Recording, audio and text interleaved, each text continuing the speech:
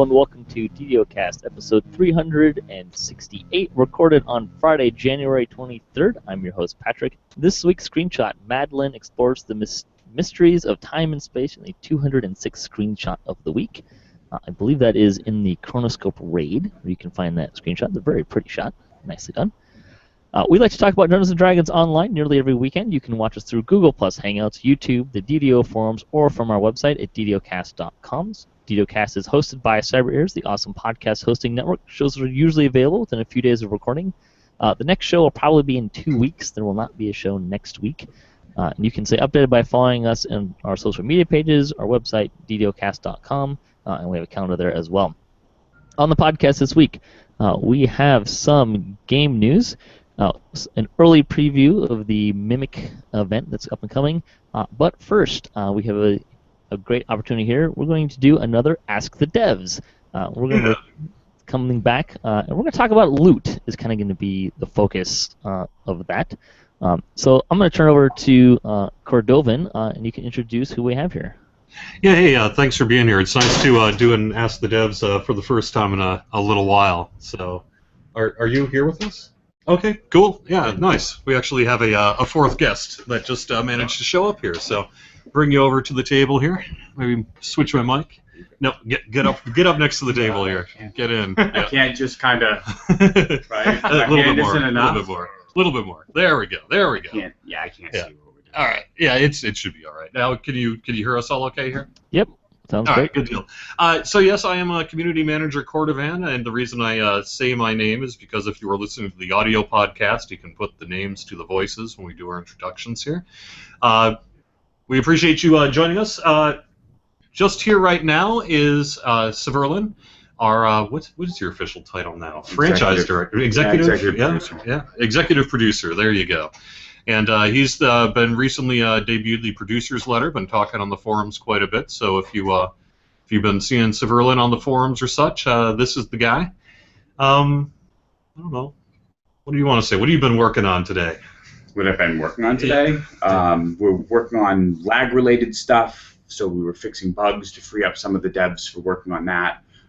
That's our main concern currently. And Temple of Elemental Evil is always it's like the not so fun stuff and the really fun stuff. So we've been working on a little bit of both. Yep. Also here is NoWorries, right? Yes. NoWorries. Not a huge poster on the forums, but you do post a few times. And tell people what you do here. I make content. I have been implementing the different items recently in the loot. Just today I was working on fixing up the Mimic Festival. Yeah, nice. So we're here to talk about loot. So this is why we put the team here. Is both NoWorries and Steelstar currently have a. Is it safe to say you guys have a fairly primary role in loot right now in DDO? So, it's a group process for a lot of this stuff. But these folks are often the front line in terms of getting this stuff implemented and into the game. So, Steelstar, what have you been working on? Primarily right now I'm working on Temple of Elemental Evil and getting that going. Yeah, it should be noted you also did Deathworm and... Yep, our last couple raids, Mark of Death, Fire and Thunder Peak, and Temple of the Deathworm were mine. As well as like Swashbuckler Tree and a lot of items in the last year or two. Yep, Steelstar works a lot with Vargwheel as well over on kind of the system side of things. So...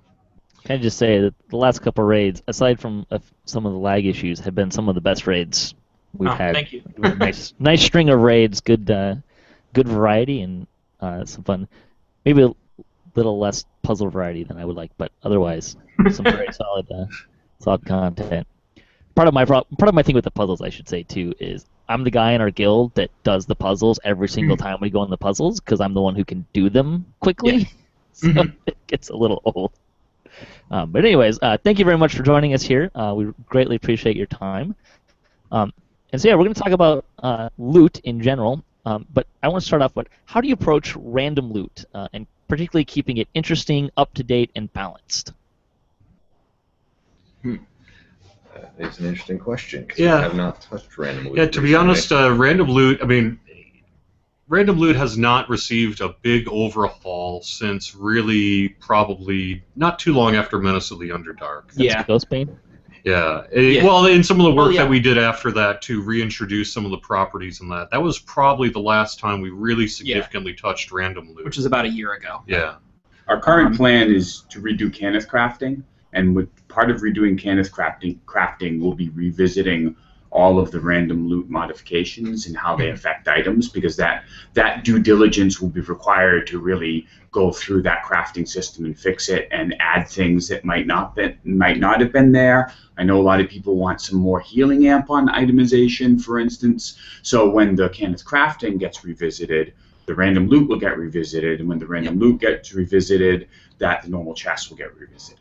Yeah. But one of the things about DDO, and one of the things that the players get excited about, is the blue items, right? The named items. And so we don't want to get into a position where the random loot overall is better than the named items. So the other thing is random loot is really valuable when you're leveling and you haven't had a chance to grind out named items. So I think that what we're going to see is a resurgence of random loot as people are leveling to 30, because they won't have reached the end game where they can really invest time and fun in trying to get named items, especially where we're going to do green steel. So on the way, while they're leveling and playing different things, I think that the level 29 and 30 random loot will be an interesting aspect to that, because there'll be another tier of it, and it will get them on their way.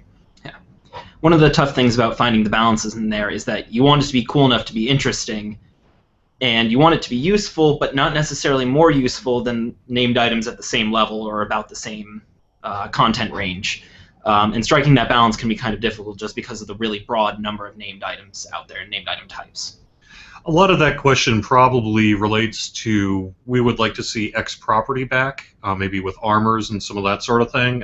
We've been hearing that, say, on the forums and other social sites for a little while, that there are some folks who would like to see a few of our kind of long-lost properties in random gen loot make a return, and perhaps it's something we could look at in the future. But I think part of that is to really get a good sense of what it is the community would like to see return. What are the random loot things that you want, that you like? What are the things that you don't have that you maybe used to see drop that you would perhaps like to see us bring back? And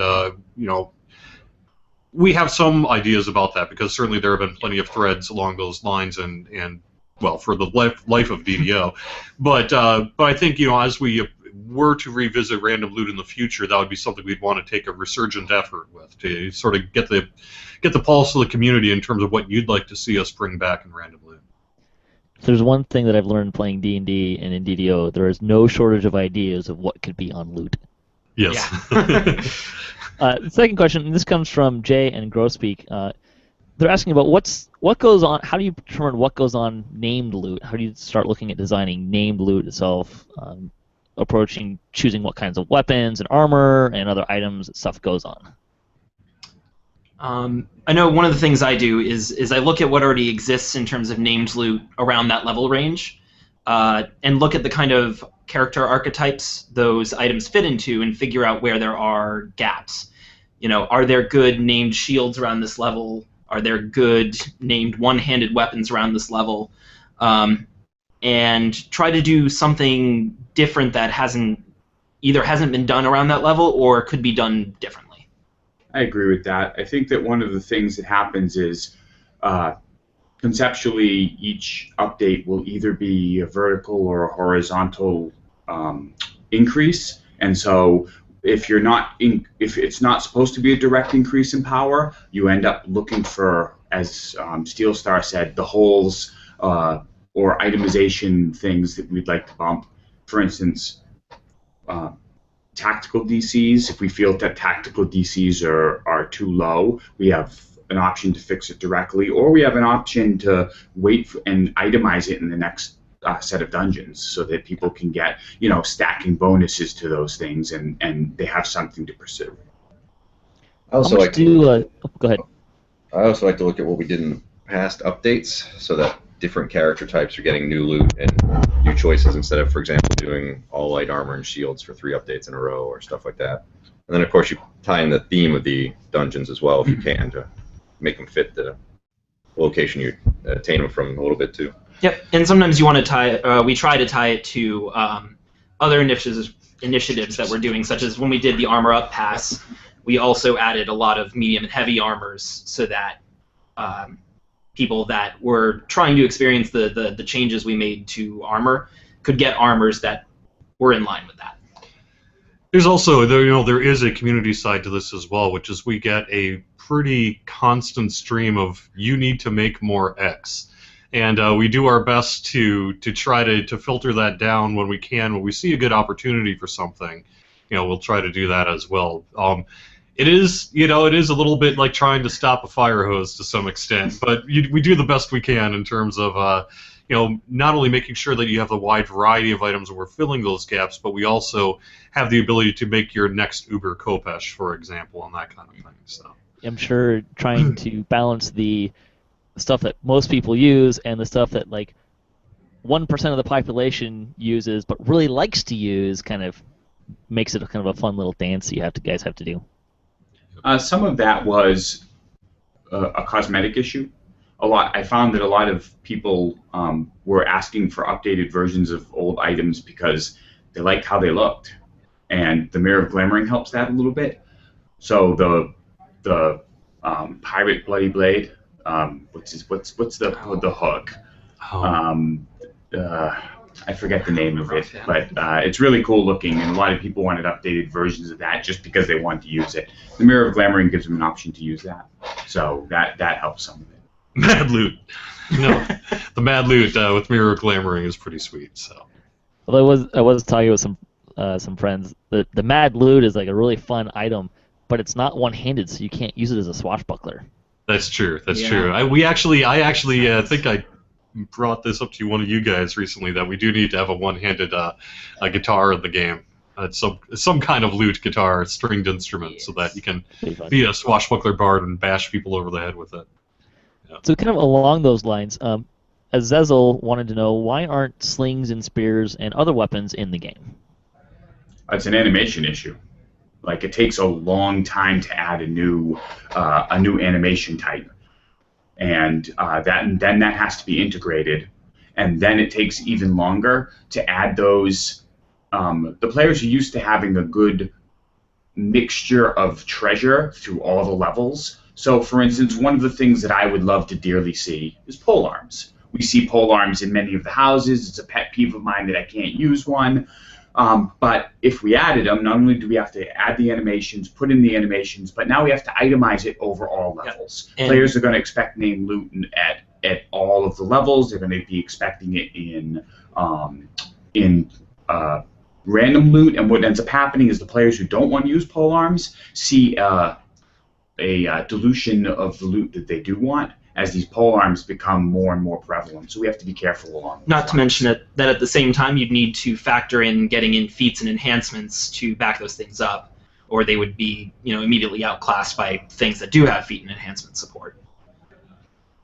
We kind of saw a little bit of that with the root arms when those were introduced too, like having to introduce that throughout the game as well. So, yeah. Next question is, how does raid loot differ? How does your approach to raid loot differ? Differ from what? From regular named loot. From regular named loot, like say when we're creating an adventure pack, let's look at Mark of Death. We had one set of loot for the raid and one set of loot for the quests and all that too. How do you approach philosophically sort of the raid side of it? I mean, my guess is that we think it's like, this stuff's awesome, and this stuff is awesome plus one. Yeah, I think that's probably where you start, right? That is the base of it. The raid loot is always going to be a bit better than the quest loot. Yeah. There's a price to be paid in a raid for the organization. With the smaller content, it's easier to get together a group and just hit it. So for running a raid, there's an organization factor that just makes it less efficient to run it. So we want to make sure that the loot reflects the additional effort. Yeah. We don't want to push everyone into doing raids if they don't want to. We do want to reward people for that extra effort. I think that and I think that that's something that we've always done in raids and will continue to do so.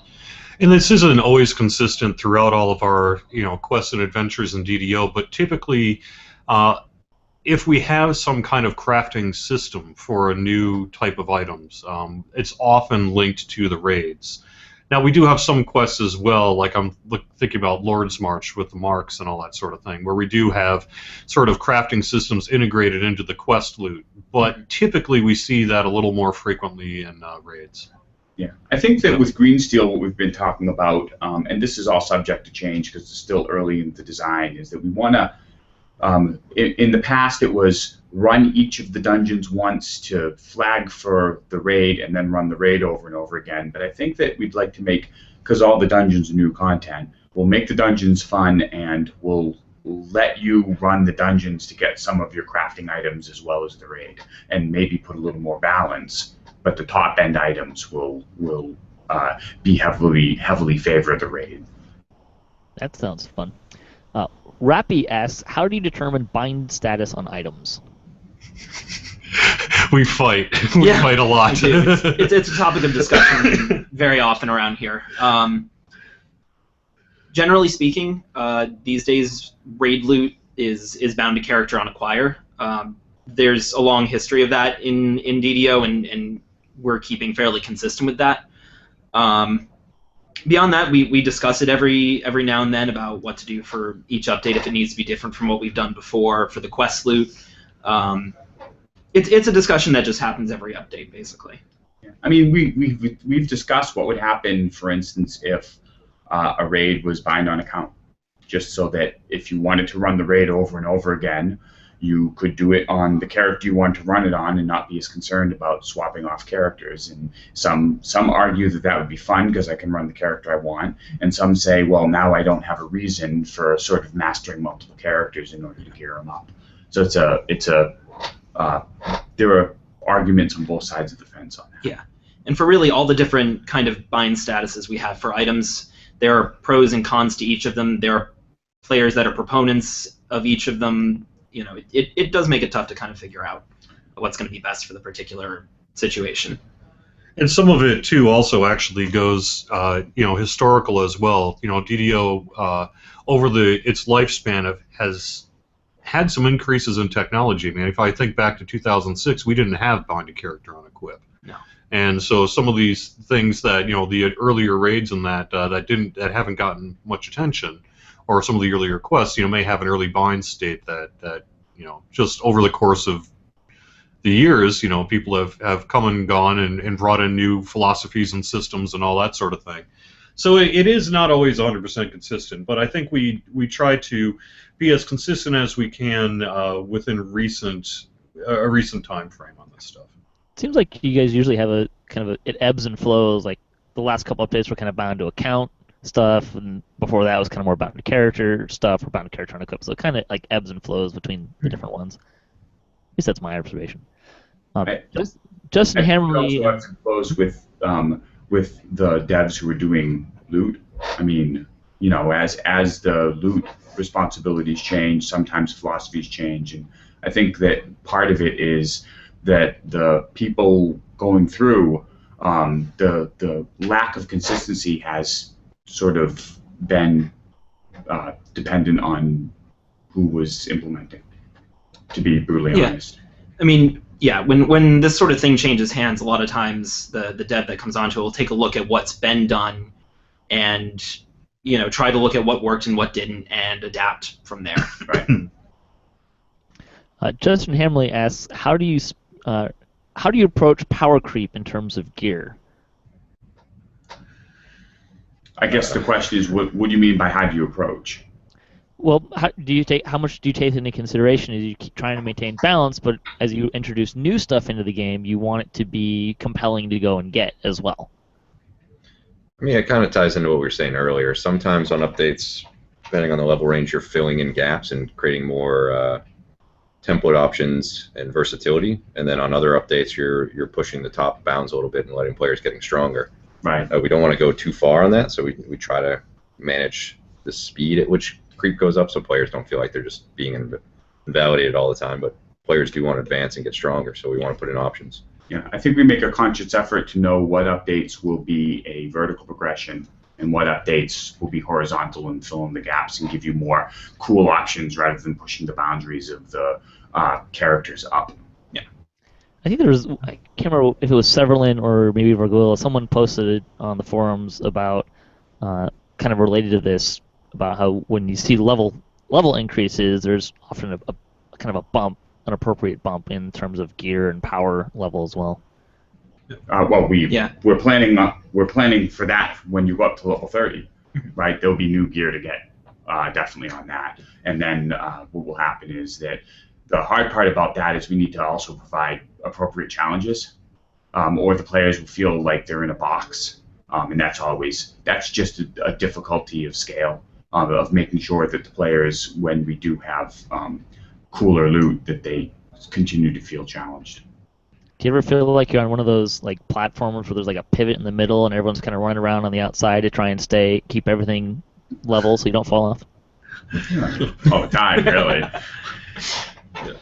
I think that question probably relates a little bit to some of what we hear in the community, which is, over the course of years, I've been running, let's say, Tower Despair, for example, is maybe a good example of. At one point, it was extremely desirable raid loot, and nowadays maybe has been outclassed by some of the, just natural progression of the game over the years. And we do see comments, on our social sites and that of people saying, man, I worked so hard for this thing and now it's useless. Or, how's come every time you come out with a new raid, it, quote, invalidates my earlier loot, And the reality is there is a progression that sort of does take place over time with this. And in an ideal world, maybe we'd, every update, adjust loot of every raid in the game to somehow keep pace with this, but the reality is that just is not how things typically work. So, yes, it is true that over the course of time, sometimes, things that were once the bright shiny are now looking a little dull, and things that, maybe were a little dull are now looking bright and shiny, and that's just sort of the natural ebb and flow of the game. My monk's still using rings out of TOD for the holy burst damage, so. Just saying, we could maybe use another option for that. One thing that you can do is there are items out there that have unique bonuses that even if we put better loot out, you may consider using a ring with a bonus that stacks with everything else, even though it's what we would consider a lower power level because it stacks with everything else, and you can afford to use the slot and itemization. And I think there's some room to make interesting choices there in terms of what you use and what you don't. Certainly, absolutely. There's a couple of my characters where I have that problem right now. Fun new loot, but man, this old stuff has something really unique and it's fun. Yeah. Always my monk too. Always the monk. I don't know why. Helena wants to know about augments and if you have any plans with the augment system going forward. Absolutely.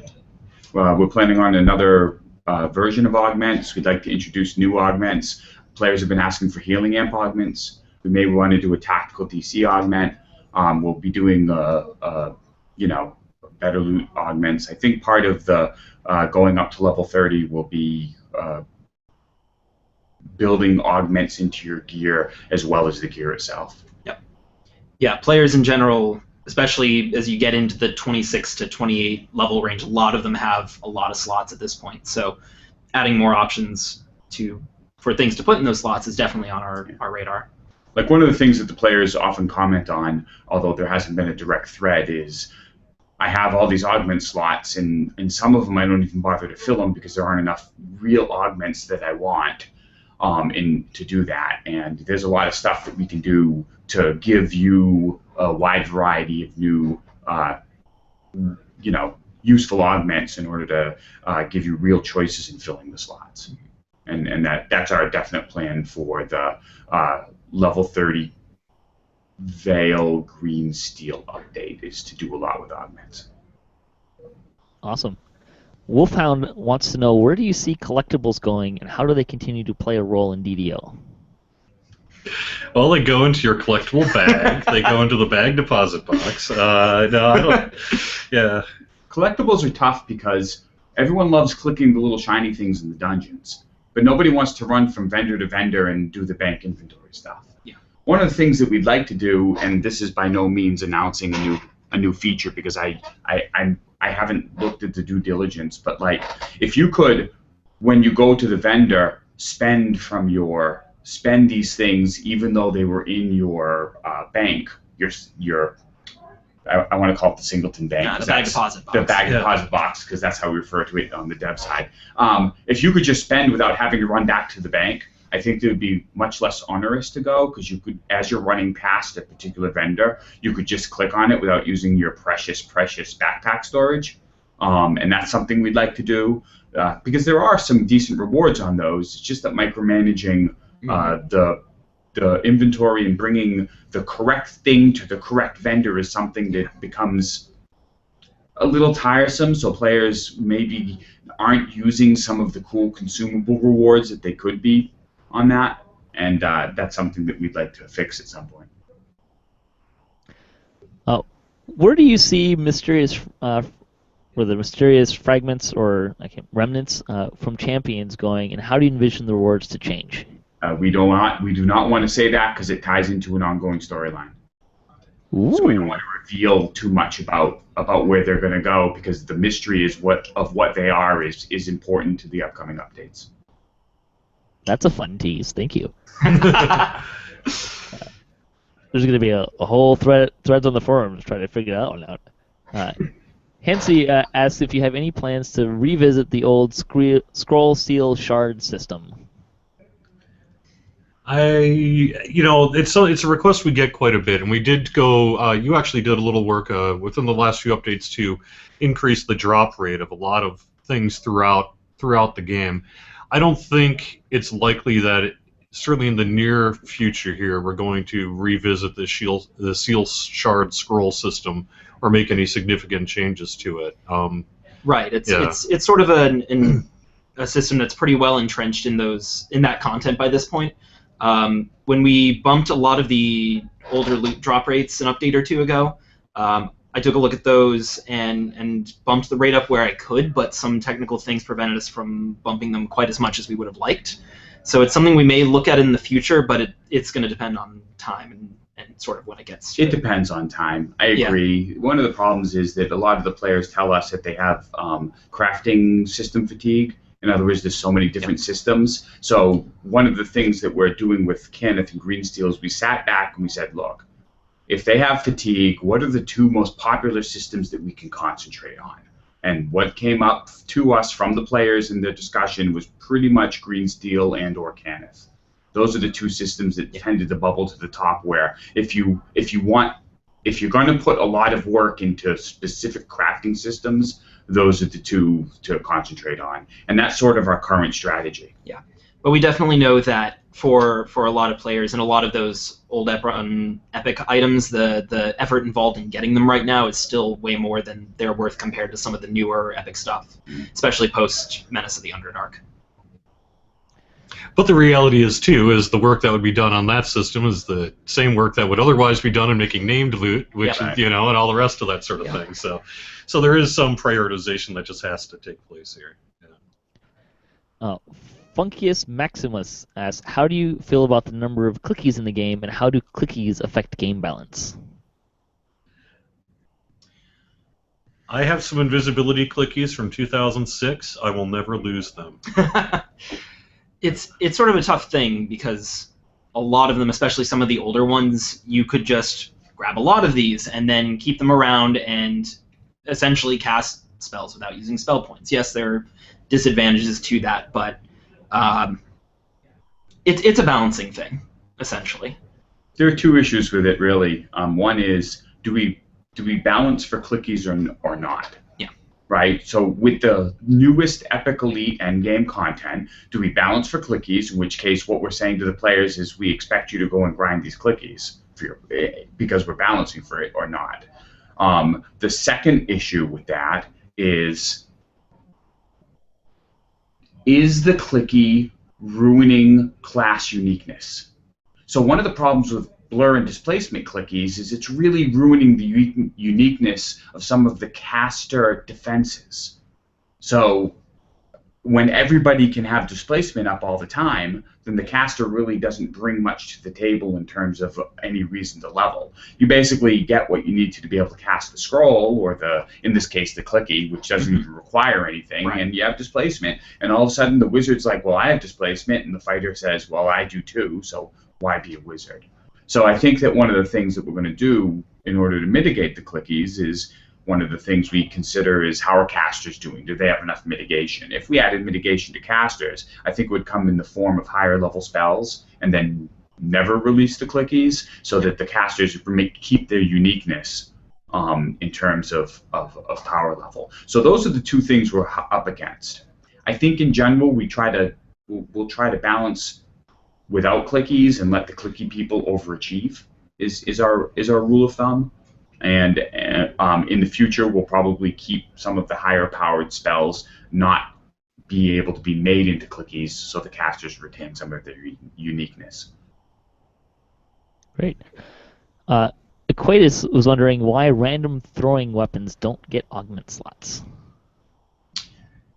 Isn't that a tech limitation? Because they're ammunition, and ammunition doesn't play nice with augment slots, if I recall correctly. Yeah, I think I don't remember offhand. I'd honestly have to dig I think into it's a tech issue where what happens is a thrown weapon, essentially, when you throw it, the projectile that goes has to copy everything from the thrown weapon. And I believe that right now there's no system to actually check and copy augment slots, if I remember correctly. And so there's a tech issue there that making them requires a significant investment in tech. And right now, my list on list of tech, that would be kind of lower in priority at the current thing, even though I think it sounds cool. I would be hard pressed to use my precious resources engineers to add something like that to thrown weapons. Maybe in the future, when there are things that shored up and we're caught up a little bit, that's something we could revisit. Terinia asks if we'll ever see a search function for items across the server. So you're basically saying you can just go from a character select screen and say which one of my 15 bank alts has the X? Yeah, probably not. Well, I'll tell you. Is that where you say never? Yeah. Unlikely. Unlikely, but I think that one of the symptoms of that is that we just don't have enough shared bank storage. And what we'd like to do is give more shared. If you had enough shared bank storage to put all your stuff in that you didn't need to keep so many items on mules, then you probably would have less need of a search function for that. Right. Or you Clearly, you could be haven't lazy met and then some of max my out your older bank friends. and then still create mules, because that way you can just put more. It's a matter of just filling up the available space is really the goal here. So. I like the idea of shared bank space, but I think clearly you haven't met some of my friends that are hoarders, and are underestimating just how much space that would require. Yeah. How do you guys approach crafting systems, particularly in terms of incorporating them into the gear world at large and balancing ingredient quantities? I think that right now there are some crafting systems that have done well, and crafting systems have done less well. We're concentrating on Cannith and Green Steel because we feel that they did well. The players really enjoyed them. They seem to be long-lasting, engage the players in a long time, because I say engage, which is a very dev-y term, but what we're saying is we just want you to have cool stuff to do. So I think that we're going to concentrate on making the Green Steel and Cannith have similar drop rates to what it did previously, so that the players know what to expect. Maybe we'll tweak a little bit, but we generally want that experience to be the same, because we felt that they got it right. And we don't want to change it unless we absolutely necessarily have to. Yeah. In terms of quantity of ingredients, if you think of things like the Thunderholm raids, some of those required large numbers of ingredients just because it lets us have a little more granularity in adjusting the system. If something requires 5 ingredients and we need to alter that for balance, that's a lot harder than adjusting something that needs 500 of that same ingredient, just because there's less space to work with. Okay. DDO Dude was asking about Green Steel, and I'm just going to ask if you can maybe give us a little bit of a teaser about what role you envision Epic Green Steel crafting playing. Well, obviously, the people who do green steel will know that there are certain items you can make with it and certain items you can't. But I think that Epic Green Steel will play a fairly large role in gearing up once you hit level 30. Basically, you'll be able to make your weapons and you'll be able to make accessories. There will be, not all accessories necessarily have to come from green steel, but you'll be able to make a lot of that stuff. Right now, out of the box, making your first green steel item will be hopefully fun and exciting, and then after that it's going to be tough because of that taint of balancing, do I want to continue making green steel or do I want to start looking around and trying to find named blue items or even using random loot, because the random loot is going to increase as well, so that there may be times when a loot item just kind of fits a hole that you really need, and that would be good. Then just last question, my standard goodbye question for devs. Give us a sneak peek. What are you most excited about that's coming down the pipe? Temple of Elemental Evil. Temple of Elemental Evil. I think the Temple of Elemental Evil will be really cool because the system that we have will, the map is huge. Yeah. If anyone's ever played the module, the map is really big. So the players are going to have kind of two options. They're going to be able to sort of run through it and try to get to the end and finish the quest for their reward. But also, the distributed encounters are going to be randomized. You're going to be able to find rare bosses, but they won't always be in the same place. And those rare bosses all have their own drops of maybe blue items and maybe crafting materials. So once you start going off that beaten path and exploring, the players will have an interesting sort of play decision. Do we want to do a group that is kind of going to run through on the quickest path to face the treasures and complete the normal quest? Or we're going to start exploring, looking for all the nooks and crannies and all the bosses that will kind of drop their own chests and their own pieces of crafting loot or named items. And where are they? Because we don't necessarily know that we can take out this specific boss if we run into this specific, because the boss could be anywhere. And I think that would be interesting for the players to decide what kind of group it will be in, because you can approach it in a variety of ways. Do you want to concentrate on the higher levels? And by levels, I mean physical, the upper parts of the temple or the lower parts of the temple. Do we want to complete the quest and try to get to the end quest, or do we want to try to find these bosses and try to get loot from all of their chests? And I think that would be really cool for the players if we balance it correctly, and which we are endeavoring to do. Yeah, I'd say Sounds Temple of fun. Elemental Evil is going to obviously be exciting. I'm always excited when we can give players things they've been looking for a while, like redoing Cannith crafting to make it useful again and adding new monster manuals, which they haven't seen in a long time. So I'm always excited about that kind of stuff. Now that said, if the new animations for Warlock are as guardedly satisfying as I hope, where they really kind of do the Eldritch Blast, I think that would be a really cool class to be doing, right? So you'll be shooting Eldritch Blast, and then you'll pick another kind of thing, and your Eldritch Blast will turn to ice, and then you'll pick another thing, and maybe your Eldritch Blast will do a cone when you need some AoE. I'm hoping, and then you'll have a small selection of spells in order to bolster your defenses and offense. I'm hoping that class will be really cool. We haven't added a class in a while, and I think that it will be a kind of unique play style. Because they concentrate on the Eldritch Blast, it's almost like an arcane combination of an arcane ranged character mixed with a spellcaster, as opposed to just another flavor of sorcerer wizard.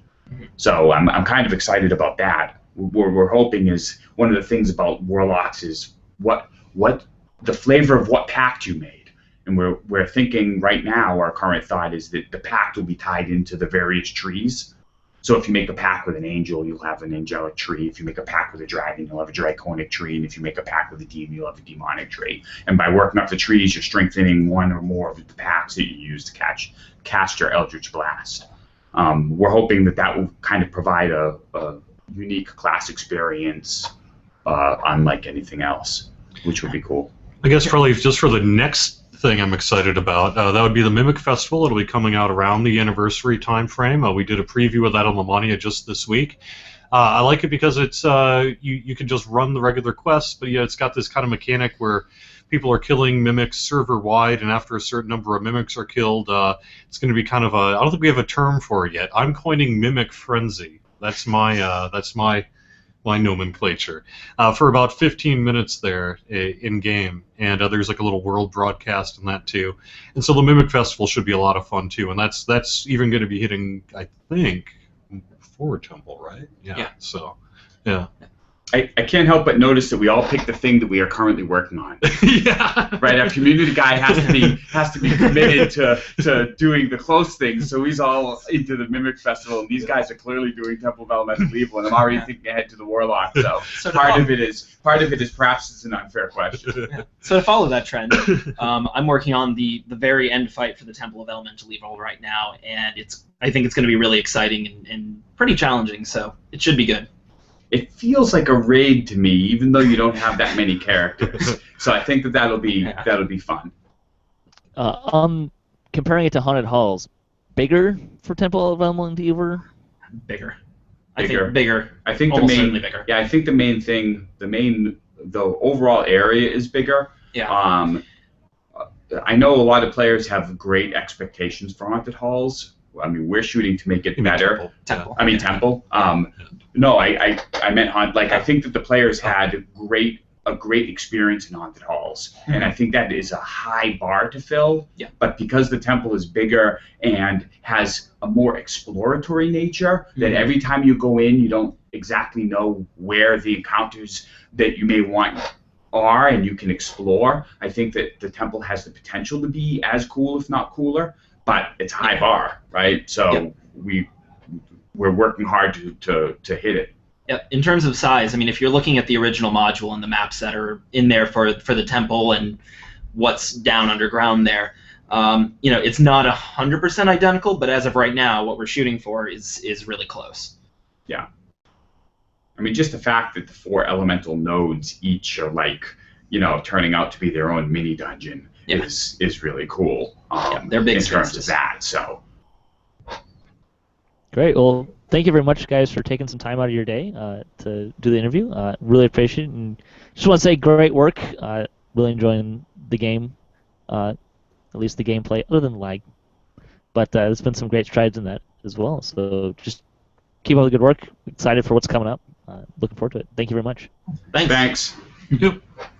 All right, let me real quick stop our part of the broadcast, do a little cleanup here, and then I'll rejoin you here in just a minute. So. Sounds good. All right, so while he is doing that, we will have a little bit of a continuation of what's going on in terms of news. Severlin did have a post about several different things, kind of a miscellaneous post. Endgame content has already been announced as something that is coming. The next 3 releases are all about heavily itemized endgame. Greensteel and Kenneth crafting revamps are already been announced as something that's coming, but they do reserve the right to bump Kenneth until later if they run out of time. Range Pass has already been announced as something that is coming. Some of the topics were shut down simply because they were off topic for the thread. This is in reference to the Players' Council of 2014. There were times that they felt that they needed feedback about a specific feature, or we would need to release without a player council feedback and push back a release or push the feature out of the next release. They really needed people to focus on some specific and seemingly trivial to the council pieces of feedback, and knew that talk about other larger topics would kind of derail that feedback. They've had poor player reception into introducing revamped content that is nothing more than updated stats, which is probably why they're kind of focusing away from doing that in the upcoming updates. They asked about having listen skill reduce blur and displacement effects. The flavor was supposed to be sort of a daredevil hearing footstep sound from the actual position of the enemy. However, the council is concerned that player characters with these abilities would be nerfed too much because monsters have high listen skills. Would definitely be a bit of a concern there. I don't want to take those abilities away from players because they are very key aspects of particularly for how casters survive. The council talked about various experience concerns. They have discussed internally changes to the bravery streak, making the death penalty XP penalty be for each character rather than for an entire group, as well as giving a better XP bonus for grouping with people to encourage grouping. There are too many XP relays that actively discourage grouping. They also, as an aside, discussed having an XP bonus for people willing to have an open group on LFMs. But there are too many ways to exploit that, and they didn't want to encourage people keeping up a group and actively kicking people who joined. Issues have been delayed because of engineering resources currently prioritized into researching and fixing lag and fixing exploits. Both very worthwhile things. Welcome back, Jerry. Hey, how's it going? I'm just messing a little bit with knobs here, so I do apologize. It's okay. I'm just cruising through some of the new stuff. They have new monster manuals coming. Even though they didn't announce them, they want to keep some stuff to surprise us with. Surprises are fun. I like surprises. Although teasers are fun too. I can tell you we're going to be trying. We're going to be doing a mix of new monsters and filling in some of those gaps that people have said for a while. Hey, how's come X isn't in there? So we're going to try to get X in there. So. On the topic of sagas and raids, something they'd love to look at someday, but the costs that were brought up to Severlin in implementing that were very high. He's the one that put it on the lower list of priority because of implementation concerns. Severlin said that it's his understanding, and he uses the language because he hasn't had the chance to actually delve into the code himself, that raids are actually a completely different code system to reward experience and loot because raids work differently, and that the saga code was never implemented in that particular section of code, so they have to kind of adjust one or the other. Yeah. They may look into it, but not something that's going to happen soon. I think it's more likely that we would see another heroic saga before we see a raid saga. I think leaving raids out of sagas is perfectly fine for most folks. Yeah. Not having that as a necessary thing to pursue as part of that, as part of a saga is, I think, okay. Right. Well, there would be a natural. I mean, there would be a natural place for it, right? Because you've got, like, say, the Shroud and Tower of Despair and Chronoscope, and so there is that storyline that really kind of would fit well for a lot of the raids. But like I said, that implementation cost is not. It's a hurdle. Something we're gonna have to deal with. So. Indeed. There's a post on the Epic Veil. The plan is for the next chapter of Veil's history to be new dungeons. If they decided to reuse dungeon space, it would mostly be for flavor, which could be a really nice, fun thing. A new dungeon that kind of mingles through some of the old area. The raid plan is to update Shroud's level and extend the Shroud so it will remain somewhat intact in its new incarnation with a new encounter at the end, which also sounds good. I mean, the Shroud is a really popular raid to run. Even today, people just run it for fun. Bonnie's Shroudapalooza being a great example of that as well. For some reason, the dev team didn't like my suggestion for Epic Elite, the spider one in the Veil, where you flip the tables and all the spiders are charmed and they need to attack the ogres, and you need to protect the ogres from dying. So that sounds like Faithful Departed. Yeah, that would be bad, but. I thought it was funny. Popular quests. There's a lot of fun things you can do with Veil. I'm kind of hoping maybe there'll be slightly less light stuff going on in the Epic Running with the Devils version. But that's just because that Running with the Devils is a challenge on heroic levels. Having it on Epic is going to be tricky. Sev addressed that this week. I think he mentioned something about the Veil being. Specifically about that. He said what I just read was it's going to be new dungeons. Yeah, there we go. That's what I was thinking of. Mm-hmm. We'll see what's in there. But all we know is it's new dungeon, or all I know is it's new dungeon. So. Yeah, but what I'm saying is that as opposed to epifying, say, ritual sacrifice and coalescence chamber and all that sort of thing. So. Well, we await that anticipation greatly. It should be a lot of fun. The other thing going on, the Mimic Festival was previewed on Lemania. Do you want to just give like a quick kind of explanation or teaser explanation of what the event is? Yep. Loot chests. The chests might be mimics. Kill the mimics. Take their stuff. Once you have a bunch of stuff, you speak to an NPC in the Hall of Heroes, and you turn it in for new cards. And then you combine those cards in sets of 2 for Maybar loot.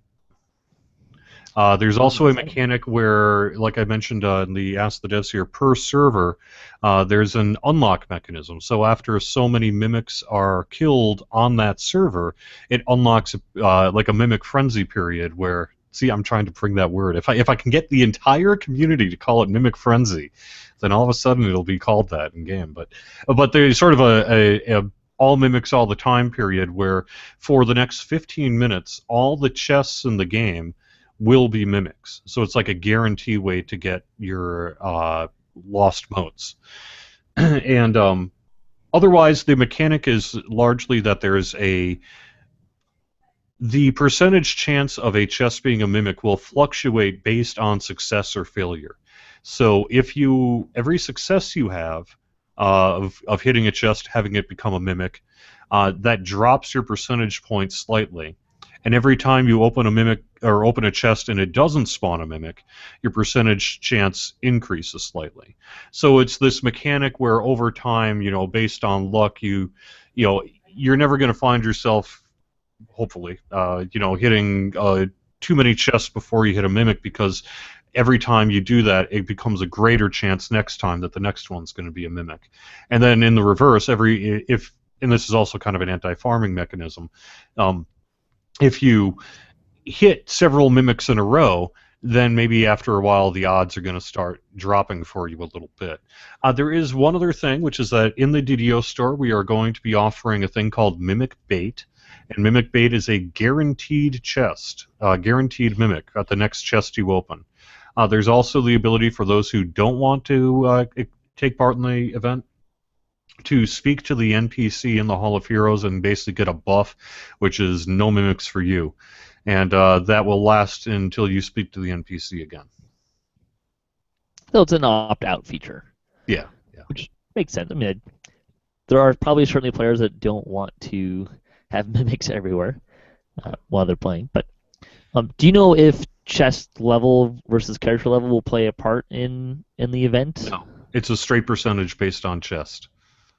So find somewhere with lots and lots of chests and go to town.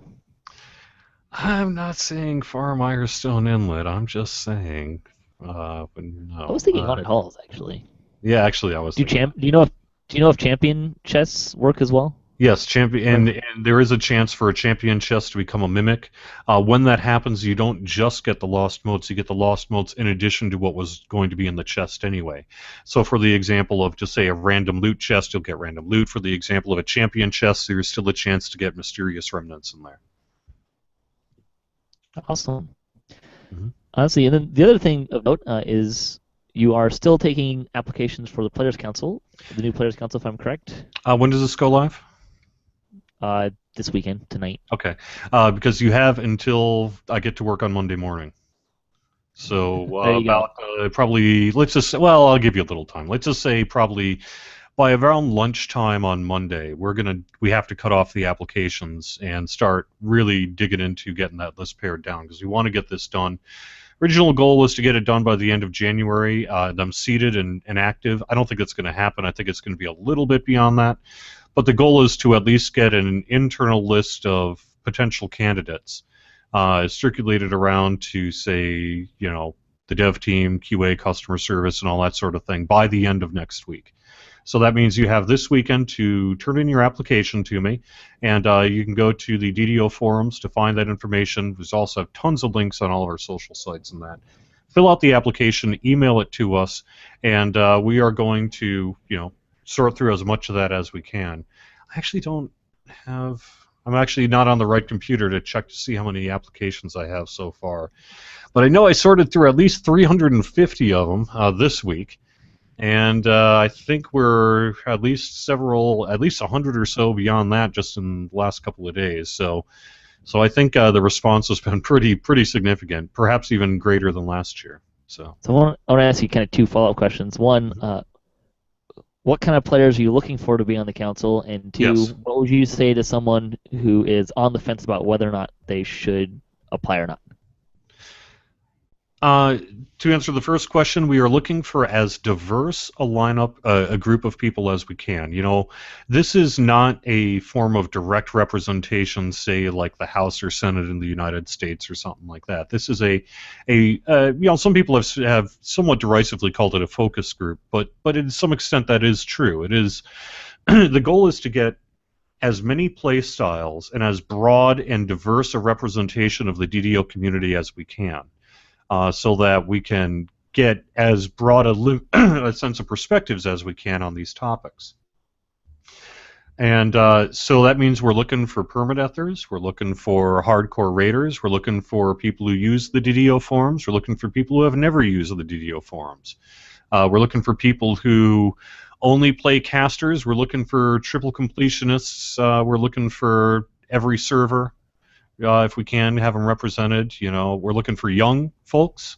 Although you do have to be 18, just because the lawyer said so, and you have to. We're looking for people who have been playing MMOs and video games their entire life. We're looking for people who are free, premium, VIP, and that includes, like I said, free. We're looking for all sorts of folks. We're looking for folks who have a unique perspective, and I think we saw that on this year's council. In the 2014 council, I think we did a pretty darn good job in getting a diverse representation of the DDO community, and both council members and I think eventually the community at large would echoed that sentiment after seeing the list and all that sort of thing. Our goal is to do that again. We want as wide and diverse a list as we can so that we represent as wide a group of voices as possible. There are some folks, I guess I've seen a couple of critical comments of, well, if you do that, well, then that's sort of, what if most people are hardcore raiders in the game? Are they going to have an equal representation, so to speak? And the answer to that is yes, because, we don't just look at the Players' Council forums, and we don't just look at the dev, team meetings in here. This room is where we have our meetings. We don't, just look at, say, the DDO forums, Facebook, Twitter, and all the rest, or in-game chat, for that matter. We look at all these things. So the purpose of the Players' Council is not to get, say, a direct voting body that will say, yes, we approve of you making this change, stamp, now go do it. It's more of a, hey, here's an early design concept we're thinking of. Some of the things Sev was talking about there, a little bit of, well, we might want to, we're kind of exploring the ideas of, if that is the sort of thing that's of interest to you, then apply to the Players' Council, because to the best of our ability, we want to get these things out as early as we can. Sometimes it's more developed than others. Sometimes it's stuff that's coming out in the very next update. Sometimes it's stuff that may never come out. We saw that on this year's Players' Council as well, the 2014 one, where there were some cool ideas, both brought up by the Players' Council and by us, that just ended up falling by the wayside just due to the real-life way that video games are made. And what was my point here? So my point is basically that if this is the kind of thing that's of interest to you, to learn about ideas, if you're the kind of person that says, as soon as someone says something on a forum, it's now written in stone and this must happen, maybe the Players' Council isn't for you, because it's just a little more theoretical, a little more kind of theory crafting, and a little more stuff that may or may not happen. So you need to be able to roll with the punches a little bit. See something and go, oh my gosh, that would be the worst nerf ever in the game. I'm canceling my VIP account right now. If that's you, that may not be the Players' Council for you, because you're gonna hear a lot of good ideas and you're gonna hear some bad ideas. And sometimes we put out bad ideas just to confirm they're bad. Sometimes we put out bad ideas to just see what the reaction of the community would be in terms of why do they not like something? Why do they like something?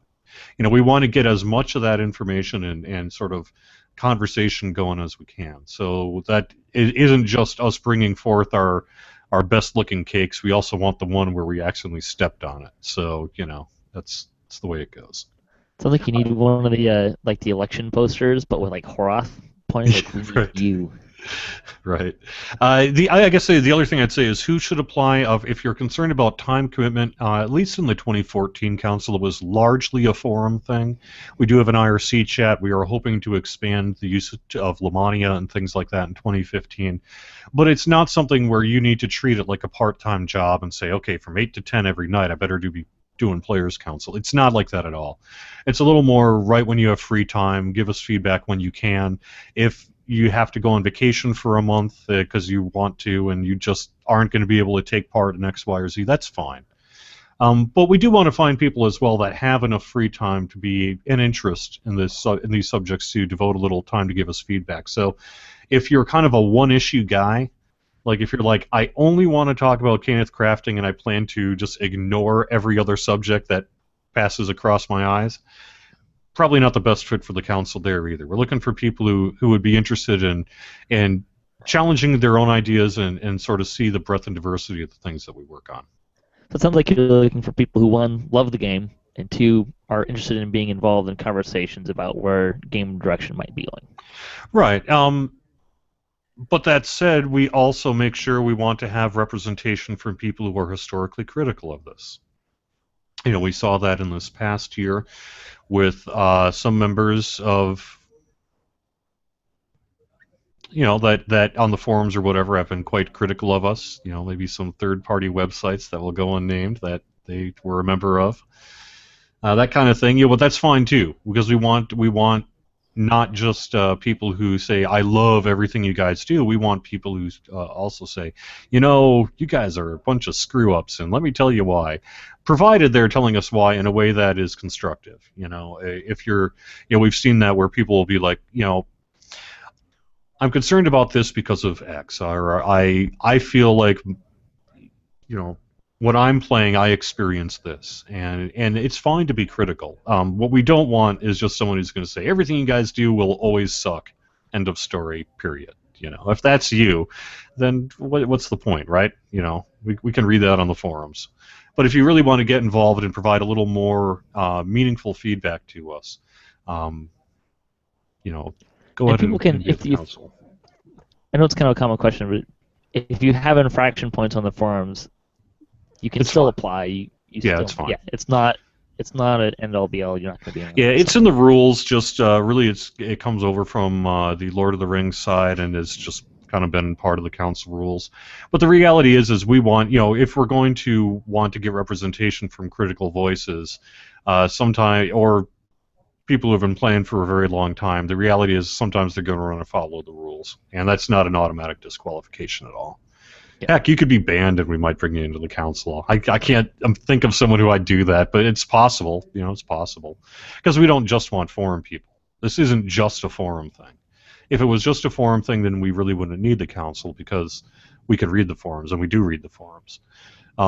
This is trying to expand that feedback plate a little bigger. So. And I think, too, you had mentioned earlier that you're hoping to kind of be a little bit more transparent about what's going on the forum, like that was a desire. It was a desire in 2014. I mean, the original goal when we put out, you know, I put out that first Players Council sort of newsletter on DDO.com was, I guess, about a month and a half into the very first council. That was my goal, is to frankly do that every couple of months. But the reality is we all got really busy. You know, we had some shifting sort of things happen in the office in the past year, and frankly, when I put it out there, most of the feedback was, this is lame. What a dumb PR move, man. You guys are just whitewashing everything. And that's fine, too. I mean, hey, if that's how you feel, that's perfectly fine. But it wasn't. I mean, the reality is this is what we were working on. Here's the thing. And we put a forum thread for the Players Council saying, we're going to put up a thing saying what you guys have done for the last month and a half. So what do you want to tell the community? And we just copy-pasted that stuff in. So it's not like we were, you know, having our PR team work on them to fine-tune the message and all that. It was just simply, hey, what do you think? Perhaps and we were a little with them too on DDOCast. Yeah, and we were. I mean, I think one of the bigger criticisms was, well, but I really wanted to see that crunch myself. You know, yeah, it's nice to say we're looking at a thing related to epic leveling, but what was it? Can I see the chart? Can I give you the feedback? You know, all that kind of thing. And I think Maybe you should be on the council this year. yeah, I think the reality is we, to the extent, there are times, were quite a few topics in the Players Council this year, where I went to the Players Council this past year, where we went to the Players Council first, maybe several months before the Lamania community saw it. But it did go to the Lamania community as well, and in some cases the text that we introduced it with was very similar. And that was deliberate, because you only get one chance to make a first impression. But with the Players' Council, you get two chances. Because we get the chance with the Players' Council, and we get the chance with the community at large, both on the beta settings and all that sort of thing. And frankly, there are other chances, like internal dev environments and internal, QA teams and all that sort of thing as well. But it's really, one of the things we found really useful was being able to sort of go in front of the Players' Council and say, here's what we're thinking about doing with guild airships, and having some back and forth and maybe a little bit more kind of interactive conversation with them. Engage their reaction. Did they like the idea? Did they not like the idea? What didn't they like? What did they like? All that sort of thing, and then try to fit adjustments into the development process and all the rest. But then eventually it's got to go to Lamania and all that too, and then we get another round of, here's my first sort of glimpse, sort of feeling about what it is you guys have done for guild airships, and we found that to be extremely valuable, because you can many times, and I think if we're doing our job, right, as a community person, a lot of times we will be on the money with this stuff, but what the Players' Council will largely think is the same thing that the community at large largely thinks. Sometimes it's not. Sometimes the way it's presented or the way people are introduced to it can really influence sort of their reaction to it. And so maybe it was introduced one way to the council and got a positive or negative response, and then it was introduced to the community and got the reverse response. And that's good too. That's valuable, because it helps us sort of know what, not just do they like it, but do they like that the way we explained it to them? Are we explaining it to them? That sort of thing. So.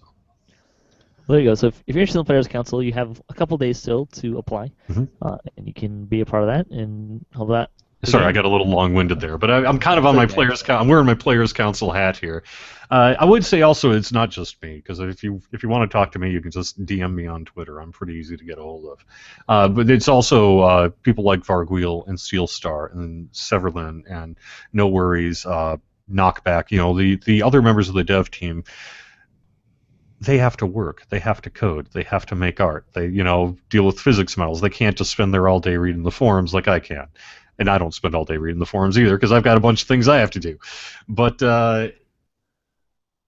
it's often easier sometimes for them to be able to go to the Players' Council forums and read it when they have time, maybe at night or over dinner or something like that, and get kind of a concentrated version of the larger discussion that's going on, and that can be really useful as well. And they've posted a couple times too, saying it was really helpful for them and what they were doing. So yeah, it's a great thing to have, and certainly I'd say at the very least, having one is better than not having one, because you're not getting anything out of not having one anyways. So. Yeah, and we had the Mournlands program, which in some ways there are similarities to Mournlands and the Players' Council.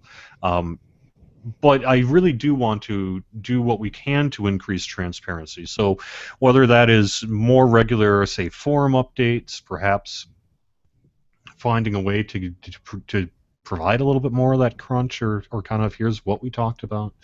But the problem is with that is there's a lot of stuff that just is not in a state of development. And so even if it goes out to the forum, in some way it's interpreted as a promise, Well, presumably you're talking about, the UI of X thing because you want to change the UI of X thing. And sometimes that's not the case. Sometimes we're like, well, if we ever did decide to change the UI of X thing, what would be some of the considerations you'd want to take into account? So we're planning ahead. Or is it something that it's important to the people? So we do have to be careful on that. Yeah. I want to move on to the rest of what's going on. Bonus days, the Midwinter games are back. They'll be back through February 15th. It is the bonus days this weekend, but presumably that will not be the case for every weekend between now and then. Yep. Next weekend will be a different bonus days, and these events will still go on. And that's pretty typical. We get a new event, and it's kind of the first thing. See, store news. You can get a stack of gold if you buy a stack of Gold Sovereign Healing Potions, you can get a second stack free. You can get that for a 10 stack with the code SOV10, 50 stack with SOV50, or 100 stack with SOV100.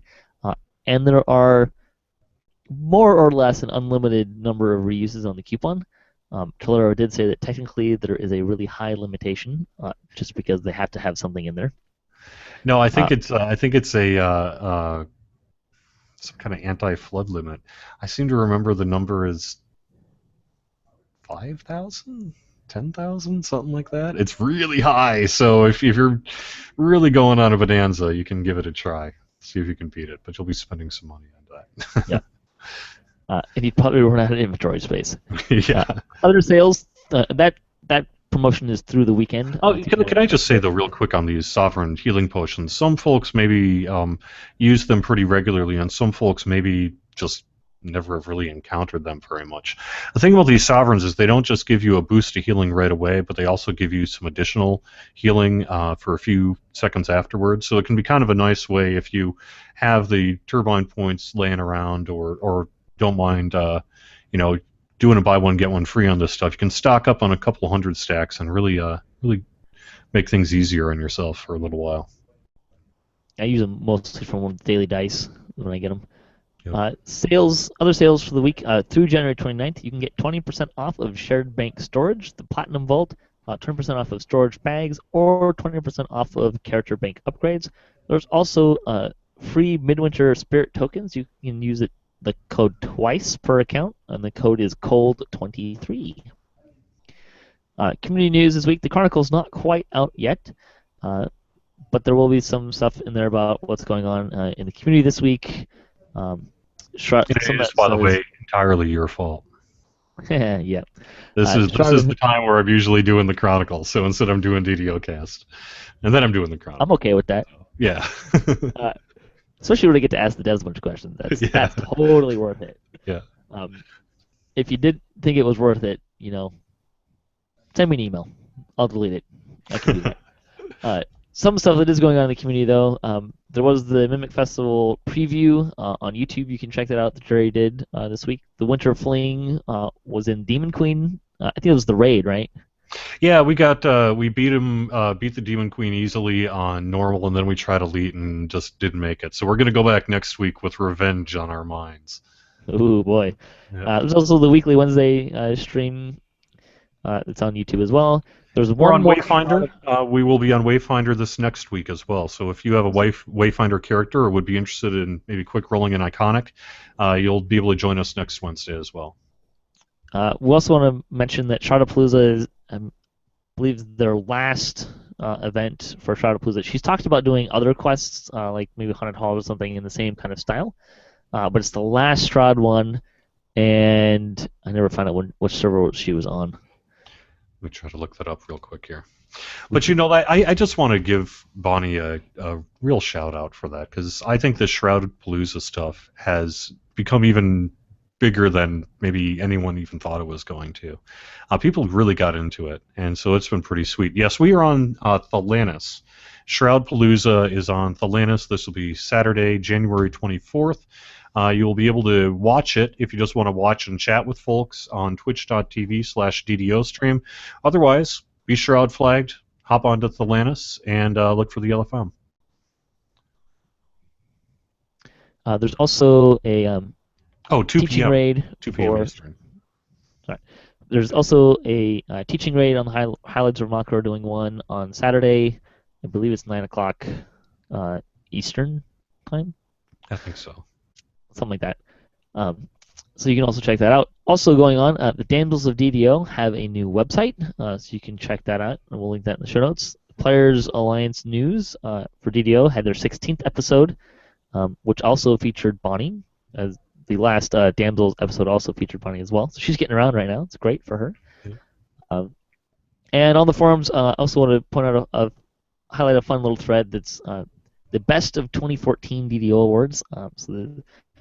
Ask the questions, what's your favorite quest, enhancement tree, loot, game feature, and store item that came out this year.